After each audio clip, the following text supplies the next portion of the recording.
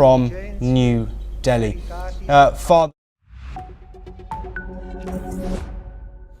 Hello and welcome, I'm Thomas Porteous and you're watching NewsX World. Let's take a look at some of the top stories. The world watches as tensions rise in South Asia. Pakistan's Prime Minister Shehbaz Sharif says the country downed Indian jets in response to India's strikes, a claim denied by Delhi. Iran's foreign minister arrives in India with both Pakistan and India's national assemblies reconvening. A blast was reportedly heard in Pakistan's eastern city of Lahore this morning, according to local reports. It comes a day after Indian strikes at multiple locations in the country and fears of escalation in conflict between the two nuclear-armed powers.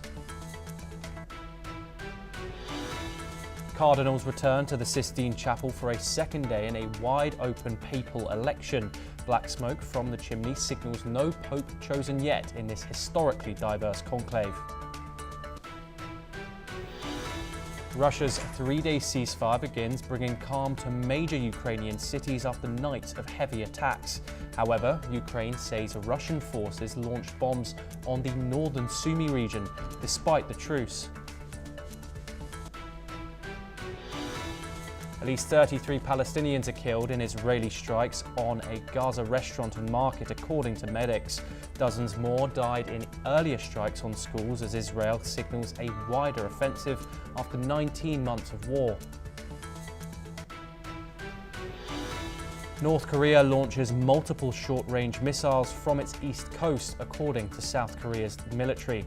The projectiles fly up to 800 kilometers before landing in the sea, possibly as a test for export purposes.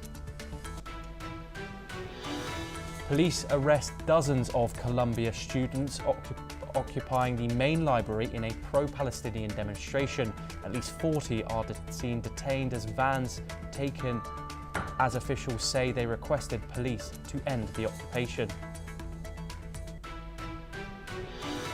Sudan's army says it intercepts drones targeting a naval base in Port Sudan amid days of intense attacks.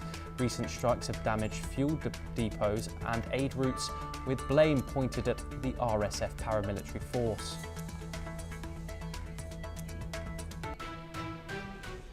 Our top story today, the Indian government held an all-party meeting in Delhi to brief opposition leaders on developments under Operation Sindoor, the name given to India's airstrike against Pakistan. Reports on Pakistan have also started their National Assembly, convened this morning at 11 a.m. local time. According to the Indian Ministry of External Affairs, civilian casualties have been reported due to ceasefire violations along the line of control by Pakistan. A total of 13 fatalities have been recorded, all occurring in Poonch. Furthermore, 59 individuals have sustained non-fatal injuries, with 44 of these cases reported in Poonch. According to reports, a blast rocked Lahore today, a day after India launched airstrikes on multiple targets in Pakistan, heightening fears of a wider military conflict between the two nuclear-armed nations. Iranian Foreign Minister Sayyid Abbas Araghchi has arrived in New Delhi to co-chair the 20th India-Iran Joint Commission meeting. He is holding meetings with External Affairs Minister S. Jaishankar and President Draupadi Murmu. He is the first foreign dignitary to visit after Operation Sindoor. Meanwhile, Nepal's armed police force has tightened security along the border, launching round-the-clock patrolling with India's Sashastra Seema Bal in response to the post-strike situation. And amid heightened regional tensions, India has shut down commercial operations at 27 airports until May the 10th. Those airports include Srinagar, Leh and Jammu, among many others. Pakistan's Defence Minister Casualties Asif has claimed 5 Indian jets were downed, but offered only social media as evidence. On CNN, he failed to name the aircraft used or provide any evidence, prompting the anchor to dismiss his claims. Let's take a listen in to what Casualties Asif had to say. Brought up the fact that India lost some fighter jets. So let's be quite clear about this. Pakistan claims it shot down 5 Indian Air Force jets and a drone, as I understand it. India says there's no evidence of that, no proof. So can you provide more detail? Hold on. Can you provide more detail? And is this the response that your army spokesman threatened, or is there further action to come? Let's start with this very specific allegation of 5 fighter jets shot down. Where's the evidence for that, sir? It's all over the social media, on Indian social media, not on our social media. The debris of these jets fell into Indian occupied Kashmir, and it's all over Indian media today. And they have admitted, their media has... The reason to talk to you today, sir, it's not to talk about content all over social media. I'm sorry, it's not to talk about content all over social media. I'm asking you very specifically for the evidence, for the detail. For example, was any Chinese equipment used by Pakistan to down these Rafale jets, as I understand you are alleging them to be? No Chinese equipment. We have Chinese planes, JF-17 and JF-10. They are Chinese planes, but they are being manufactured, assembled in Pakistan now. We have, very close to Islamabad, we have a facility over there where these planes are manufactured. And if India can buy planes from France and use them, we can also buy planes from China or Russia or United States or UK and use them. And let me say one thing. They have already admitted that the 3 planes were down. Can I just repeat the question that I asked? I wasn't asking whether Chinese fighter jets were used. I'm just, was any Chinese equipment used by Pakistan to down these jets that you suggest were targeted? Well, these planes were down in the dogfight. Missiles were fired by our planes and they were shot up. Authorities in Jammu have ordered all schools, colleges and educational institutions in 5 border districts, Jammu, Samba, Kathmu, Rajouri and Poonch, to remain closed today. The district administration in Srinagar has set up a joint control room under the Disaster Management Authority to help track the situation closely. We are joined by our guest today, RVS Mani, former Undersecretary MHA, located in New Delhi. Forgive me for the name pronunciation there. There's a problem with the TP. But I wanted to know, what's your direct response to this interview that the Pakistan claims that these 3 fighter jets were downed without citing any evidence there in plain sight? As simple as that. He is the defense minister of Pakistan. He will be aware of the inventory of his own machines there. Could he not find out which of the 4 or 5 machines were used to shoot down the Indian jets? It was whether it has fallen into the Indian territory or Pakistan territory. These are all questions we could not come clean on. Just quoting some planted news in social media doesn't form evidence in any form. He should have clearly said that it was shot down and they were flying over X area, geographical area, which is a Pakistani airspace. We shot down with this machine, Y machine, and if that is not the case, after shooting down, they fell into such and such territory, Lahore, Rawalpindi, Multan, Mardan, whatever it is. None of these contours were given. Just quoting some social media, I do not think it is any credible evidence. They are trying to do say that we are matching India in each of their endeavors, which is a falsehood, which is narrative. It's a false narrative, very clear. Evidently, it's abundantly clear. That's what I wanted to say. Yes, and RVS Mani. Obviously, there's a meeting going on currently with the BJP current government briefing the opposition on the current developments in regards to Operation Sindoor and regards to these escalating tensions. How significant is bipartisan unity in sending a signal to Pakistan and the rest of the world? It is extremely important to take all the parties on board. They have been as a part of governance in some stage of the last 30-40 years. Most of the parties which are in existence now are somewhere or the other been in the part of governing seat. So, and number 2, very important, all the entire nation should be speaking in same voice, single voice. It should be a single statement, single voice. There should not be any disparate voices. Somebody claiming that it is you give, because last time, few times it has happened. We had a party in power in the capital, the federal government of national capital of Delhi, where the then party chief used to keep on pestering for evidences. I don't want to name anybody, and there were others also were. So these type of unpleasant, anti-national thing could have been avoided. So it is best, one of the best strategy on the part of the present government to take the entire opposition, all the members of the political spectrum on board, so that they are convinced of the truth of our, the benefits of our virtues of our attack, and later on speak the same language which the government language is there. That's what. And finally, obviously, we've had some conflicting statements coming out, and Pakistan has said that they have the right to retaliate to these strikes that happened yesterday, Operation Sindoor, and that they also downed these Indian jets as retaliation. As we've said, there's doesn't seem to be much evidence for this. RVS Mani, do you expect Islamabad to seek international mediation further, or do you expect further retaliation from Pakistan? The Iranian foreign ministry is already there in India, and they have already offered an opportunity to mediate between them.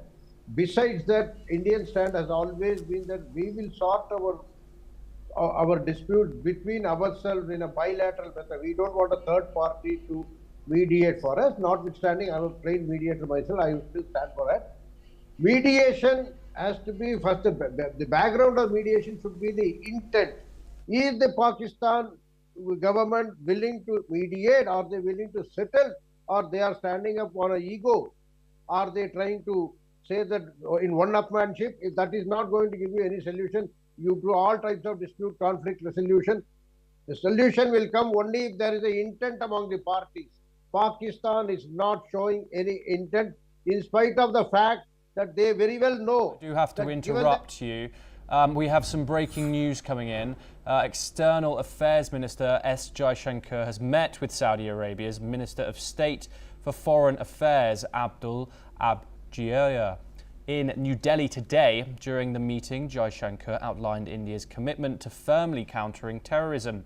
Jaishankar took to X, sharing a productive discussion with Abdul Abjiyah today. I want to get your immediate response to that. How do you think the world is reacting, and especially in regards to this meeting with this senior Saudi Arabian leader? Important thing has been underlined by the Honorable External Affairs Minister, Mr. Dr. Jaishankar, that the issue between India and Pakistan at present is India's efforts on war on terror. They have got nothing to do with Pakistan. If Pakistan fosters terrorism, they will be at the receiving end, whether they call it a bilateral or whether it is, but our effort, our endeavor is a war on terror. It's supported by the entire world, including the Saudi Arabians, the Iranian dignitary who has come here. All of us are behind us because we are fighting the terror, not any particular country. And Pakistan is fostering the same terror in their own background, whether it is the Lashkar-e-Toiba, whether it is the Al-Badr, whether it is Jaish-e-Mohammed, whether it is Jamaat-e-Dawa, Harkatul Ansar, whatever name you call them, most of them are terror entities, which yesterday, by virtue of the army officers attending the funerals of the leaders of these outfits, that Pakistan stands for terror. Yes. Pakistan state and terror are one and the same. They are synonymous with it. That is what the international reactions are confirming. Our stand was war on terror. Notwithstanding that, the reactions of these international dignitaries confirms that Pakistan is a terror state and our action was a war on terror. That is what I wanted to sum up. Yes. RVS Mani, thank you very much for joining us. We now move over to Europe, where Chinese President Xi Jinping has landed in Moscow for high-stakes talks with Russian President Vladimir Putin. His visit comes just hours after Ukrainian drones once again targeted the Russian capital, forcing airport shutdowns ahead of his arrival. Xi's trip signals deepening ties with Moscow as China remains Russia's top buyer of oil and gas and a critical economic lifeline amid Western sanctions. Beijing, however, remains silent on the drone strikes, urging only that tensions not escalate further. Also in Moscow, Venezuela's President Nicolas Maduro, he also signed a strategic partnership agreement after talks focused on energy and oil. The Kremlin called it a major milestone. Let's take a listen in to what both leaders had to say. Дорогие друзья, позвольте вас сердечно поприветствовать в Москве.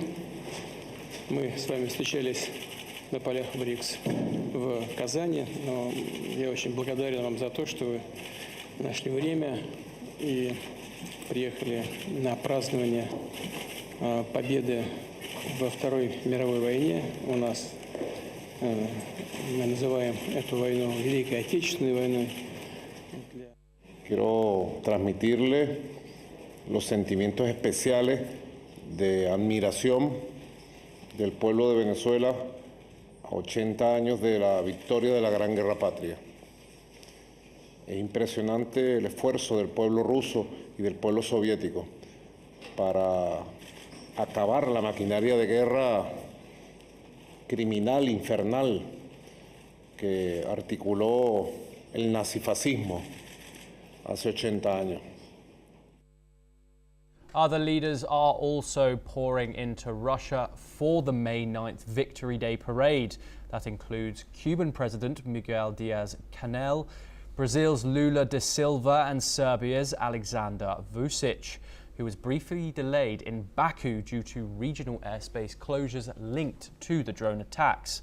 Moscow, now the stage for growing anti-West alliances, is rolling out the red carpet for leaders around the world. Staying in the region now, a 3-day truce ordered by Russian President Vladimir Putin has officially taken effect.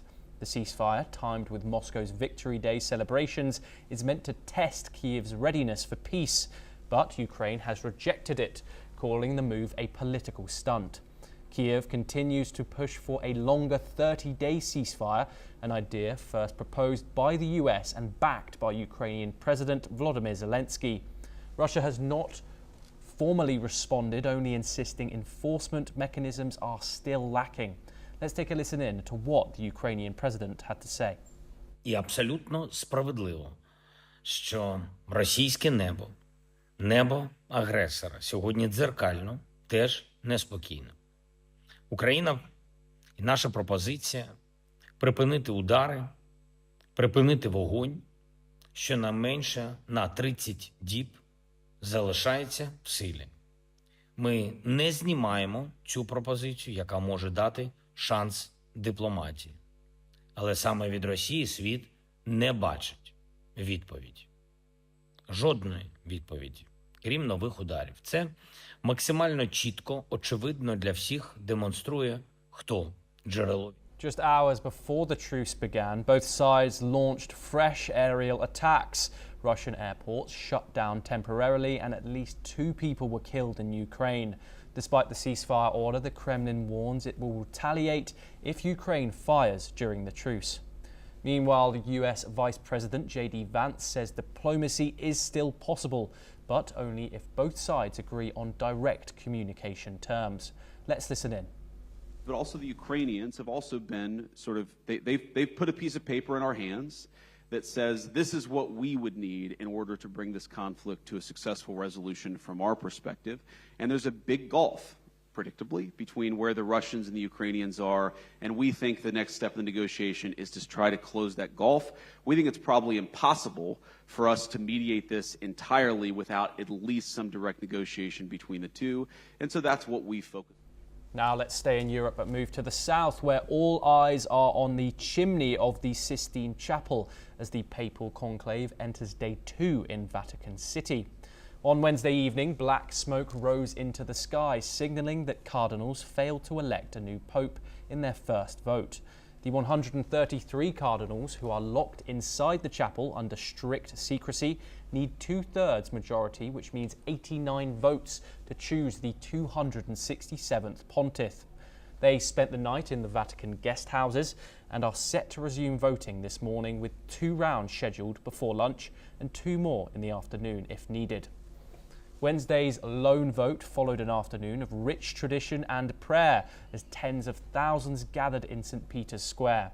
The crowd groaned when black smoke emerged, which is a sign that no consensus was reached. In a major development, US President Donald Trump is expected to announce a trade deal with the United Kingdom, according to some reports. Trump confirmed an announcement on Truth Social, saying he will hold a press conference at 10 a.m. Eastern Time from the Oval Office. He called it a major trade deal with a highly respected country and hinted it would be the first of many. While the White House has not yet commented, a UK official says both sides have made strong progress. The deal may include lower tariff quotas on steel and autos. This comes after Trump imposed 10% tariffs on most countries last month. Britain was spared as it imports more from the US than it exports. Meanwhile, Trump has also hinted at future deals with Japan, India, and with South Korea. Now let's turn to the Middle East, where a deadly Israeli airstrike has killed at least 33 people and wounded over 80 in Gaza City, according to Gaza's Civil Defense Agency. Many victims were children, and the blast, one of the deadliest since fighting resumed in March, struck the Al-Rimal neighborhood in the afternoon. While Israel has yet to comment on the strike, international pressure is mounting. UN experts warn of a looming moral abyss and potential genocide if the international community fails to act. Humanitarian groups say conditions in Gaza are dire, with starvation, a collapsing health system, and a blocked aid. Let's listen in to what one of the witnesses of one of these latest strikes said about the state of Gaza. يا عمي حرام عليهم الناس كلها جاعت وماتت بيضحكوا علينا بقربة هالمية ايش هاد بتطعم الاطفال ما بتطعميش الاطفال هذه بدهم طحين بدهم اكل بدهم شرب الناس اما يقتلوا فينا هذا كله حرام وهدول الاطفال اللي قتلوهم تاوت ذنبهم ايش بيعملوا قاعدين بحاملين صواريخ عاملين سلاح يا ناس الحلال والله حرام عليهم هذا اللي بيصير فينا قتلونا كلنا. World leaders, including Emmanuel Macron and Pedro Sanchez, have condemned the escalation. Meanwhile, Israel's military is preparing for an expanded offensive, which could displace most remaining civilians in Gaza. Simultaneously, the fate of 59 hostages held by Hamas, 35 of which are confirmed to be dead by the Gaza Health Ministry, continues to strain Israeli society. With 21 confirmed alive, Prime Minister Benjamin Netanyahu has cast doubt over the fate of the remaining 3 captives held in Gaza. Families are urging Netanyahu to halt the war until all hostages are safely returned. Here's what the Israeli Prime Minister had to say. אנחנו יודעים בוודאות שיש 21 חיים, על זה אין ויכוח. יש עוד 3 שלצערי יש ספק אם הם חיים, ולכן הדבר הוודאי שאנחנו אומרים 21, אנחנו לא מוותרים על אף אחד, גם לא על 3 הנותרים וגם על האחרים, כל האחרים. אנחנו רוצים להחזיר את כולם הביתה. As international calls for restraint grow louder, Gaza's suffering deepens and the world watches again on edge. To discuss this in further detail, we're joined by Dr. Punsara Amari Singh, international defence expert at the Kotawala Defence University located in Colombo, Sri Lanka. Thank you very much, Dr. Amara Singh, for joining us on the programme. Doctor, calls for international aid to be let into Gaza grow by the day. This obviously comes along with the information that Israel will be expanding its offensive in the Gaza Strip to potentially take over and some say conquer the entire Palestinian territory. What are your current thoughts about what's going on inside Gaza and also the international reaction to it? I think the last Tuesday, Israeli cabinet approved the complete conquest of Gaza. And since then, the Israeli offensive has been extremely severe. It is not an exaggeration to say that since the total collapse of the ceasefire agreement on the 19th of March, Israel has been extremely crucial in its military efforts throughout the Gaza, paving the path for a total eclipse of the Gazan lives. So if you look at this entire trajectory from a legal perspective, that seems to be a blatant violation of international law. You can even use the Common Article 3, which applies to all the state parties to the Geneva Convention. Every state has a minimum responsibility to provide, the maximum responsibility in providing the protection, highest protection for the civilians, which has been blatantly breached in this context. But from the other side, one can argue that Israel has been a persistent objector to international law because Israelis have not neither ratified nor signed the 2 additional protocols to the Geneva Conventions in 1977. So Israel is not worried about international law. But then again, if you look at the realistic ground, there can be certain repercussions in the long run for the international image of the Tel Aviv. Because quite recently, the Dutch government, which happens to be the closest ally to Israel, has announced that they would review the EU-Israeli trade deal in the next week, which is a clear indication that even the Western countries, even Europe, is not completely in agreement with the military efforts of the Israeli army in Gaza, because this Gaza scenario is a total catastrophe.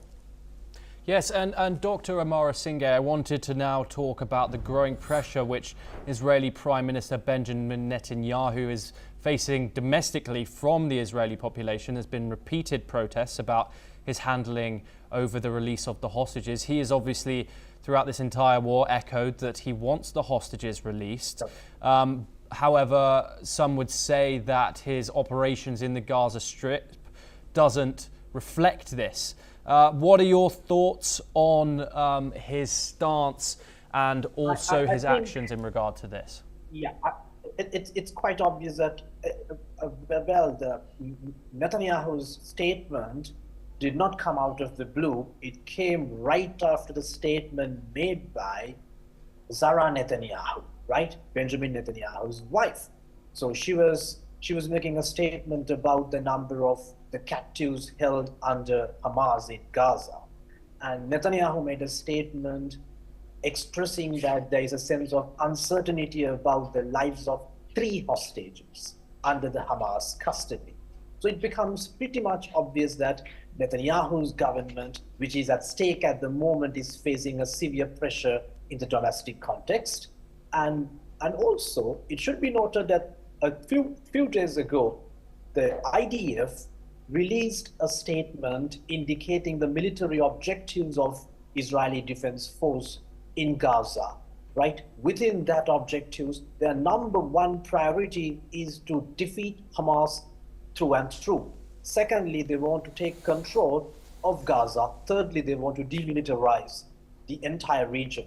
So bringing hostages back to Israel stands as the very last objectives, which has received furious reaction from the Israelis. Because after the 7th of October, the Israelis started this operation with the full expectation of bringing their hostages back. So how can it be possible to see this objective as the very last one in the list? So now I'm pretty sure that in the days to come, the Netanyahu's government will face severe resistance within the Israeli civil society.